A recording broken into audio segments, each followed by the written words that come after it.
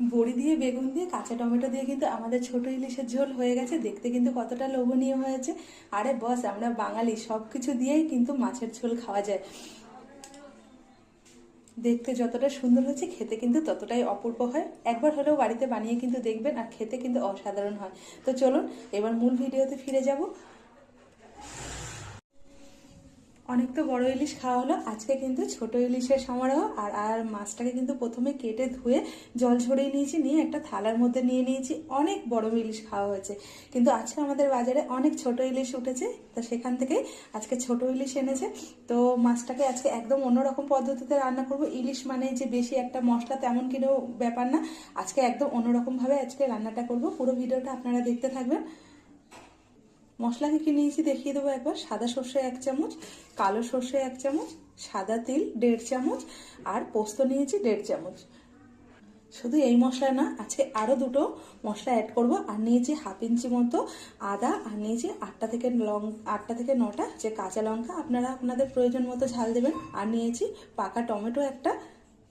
আর যেটা এই রান্নাটা আজকে স্পেশাল, একদম বড়ি নিয়েছি, হাতে দেওয়া ডালের বড়ি।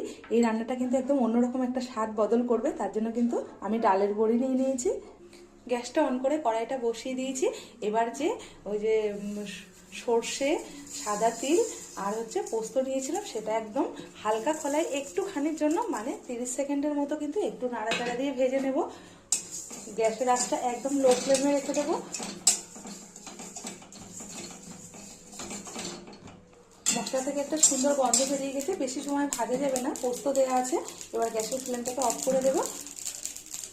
মশলাটা এবার নামিয়ে নিয়েছি, এবার মিক্সি করে নেব। প্রথমে মশলাটাকে একটু শুকনো ঘুরিয়ে নিয়েছি, এবার জল দিয়ে পেস্ট বানিয়ে নেব। এবার এই সর্ষে পোস্তর সঙ্গে কিন্তু এই পাকা টমেটোটাও পেস্ট করে নেব। আবারও গ্যাসটা ধরিয়ে নিয়েছি, নিয়ে নেব কড়াইতে তেল পরিমাণ মতো। তেলটা কিন্তু গরম হয়ে গেছে। ইলিশ হবে, তার সঙ্গে কিন্তু বেগুন হবে না, এটা তো হতেই পারে না। এবার কেটে রাখা বেগুনগুলোকে ভেজে নেব। বেগুন কিন্তু ভাজা হয়ে গেছে, এবার তুলে নেব। বেগুন ভাজার তেলের মধ্যে বড়িগুলোকে ভেজে নেব। মাছের মধ্যে দিয়ে দেবো নুন,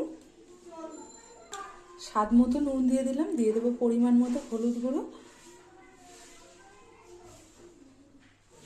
দিয়ে দেবো 2 চামচের মতো সর্ষের তেল। খুব ভালো করে নুন, হলুদ আর সর্ষের তেল কিন্তু মাছের মধ্যে মাখিয়ে 15 থেকে 20 মিনিটের জন্য আমি রেস্টে রেখে দেবো মাছটাকে। এতে করে এই মাছটা কিন্তু খেতে ঝোলটা খুবই সুন্দর হয়। কড়াইটা আবারও বসিয়ে দিয়েছি, দিয়ে দেবো এবার সর্ষের তেল।